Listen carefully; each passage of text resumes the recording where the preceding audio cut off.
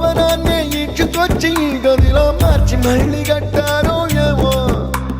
మాయజాలము తెలుసు మంత్రకారడి తెలుసు రెంటి కన్న ఇది ఇంకోటేమో నీలాకాశం నేలాకొస్తే ఇట్టాగే ఉంటాదో ఏమో ఈ సంతోషం దాచాలంటే హృదయాలు ఓ వంద కావాలేమో ఇంతందంగా ఉంటుందా ఈ లోకం